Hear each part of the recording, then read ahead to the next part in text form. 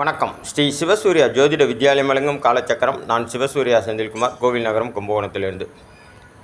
இந்த பதிவில் நம்ம பார்க்க இருப்பது, ஒரு ஜாதகருக்கு அவரோட வாழ்க்கையில் அவர் எப்பெல்லாம் தடுமாறாரோ அப்பெல்லாம் தாங்கி பிடிக்கிறதுக்குன்னு ஜாதகத்தில் ஒரு 3 இடம் இருக்குது, 3 கிரகம் இருக்குது.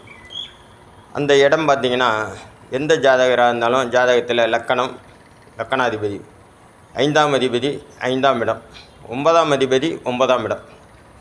இந்த லக்கணாதிபதி 5, 9ஆம் அதிபதி ஆக 1, 5, 9 கூடியவர் எந்த இடத்துல உட்காந்துருந்தாலும் ஒரு மனுஷனை தாங்கி பிடிச்சிரும்.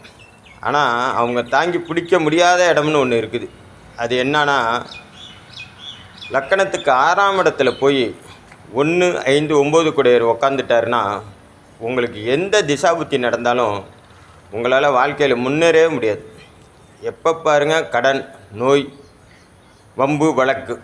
அதை ஒன்று மருத்துவ செலவு ஆகிட்டே இருக்கும், இல்லைன்னா எதிர்பாராத விருந்தாடிகள் உங்களோட கையிருப்பை காலி பண்ணிடுவாங்க. அதுவும் இல்லை அப்படின்னா வம்பு வழக்கில் மாட்டி உங்களை கையிருப்பை காலி பண்ண வச்சிரும். எதிர்பாராத செலவுகளை கொடுத்து உங்கள் கையில் காசு தங்காத அளவுக்கு, செல்வம் தங்காத அளவுக்கு பண்ணிடும். உங்களை எப்பெல்லாம் நீங்கள் நொடிச்சு விழுறீங்களோ அப்போல்லாம் உங்களை தாங்கி பிடிக்க முடியாத சூழ்நிலையில் மாட்டிப்பாங்க இந்த 1, 5, 9 கூடியவர்.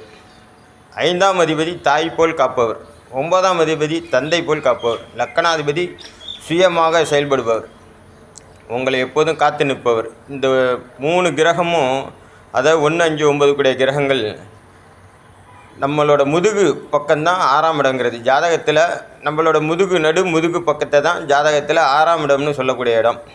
முதுகில் குத்துறான் அப்படின்றாங்கல்ல, அந்த மாதிரி இந்த கிரகங்கள் போய் முதுகுக்கிட்ட மாட்டிக்கிச்சின்னா அவங்களால முதுகில் குத்தக்கூட முடியாது, மற்றவங்க குத்துறதை தடுக்கவும் முடியாது.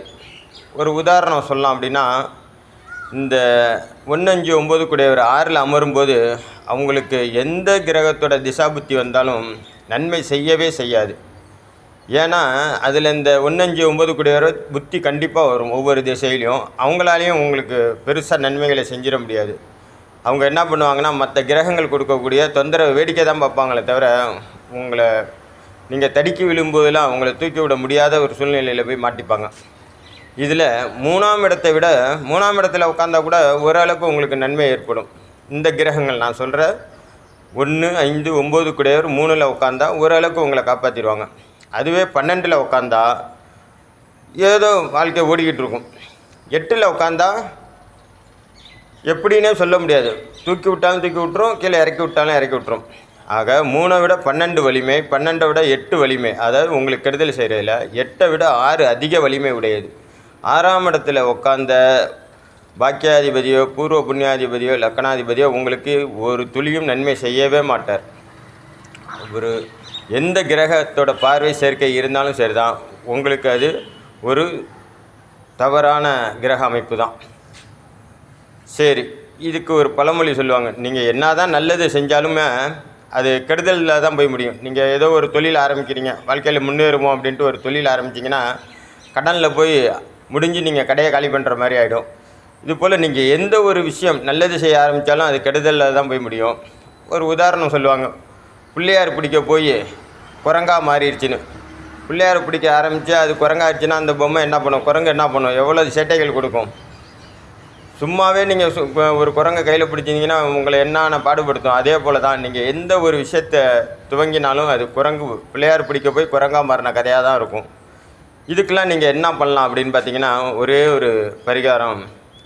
6 முகத்தோடு உள்ள முருகப்பெருமான செவ்வாய் ஓரையில் இல்லை வெள்ளிக்கிழமை சுக்கிர ஓரையில் 6 லிட்டர் பால் வாங்கி கொடுத்து உங்கள் பேர்லேயோ உங்கள் குடும்பத்தார் பேர்லேயோ அபிஷேகம் பண்ணிக்கிட்டே வாங்க. இந்த தோஷத்திலேருந்து நீங்கள் விடுபடலாம். நம்ம சேனலை இது வரைக்கும் நீங்கள் சப்ஸ்கிரைப் பண்ணாமல் பார்த்துட்டு இருந்தீங்கன்னா சப்ஸ்கிரைப் பண்ணி பாருங்கள், நம்ம சேனலுக்கு சப்போர்ட்டாக இருக்கும். உங்களுக்கு இந்த பதிவு பிடிச்சதுன்னா ஒரு லைக் பண்ணி ஷேர் பண்ணுங்கள். நன்றி.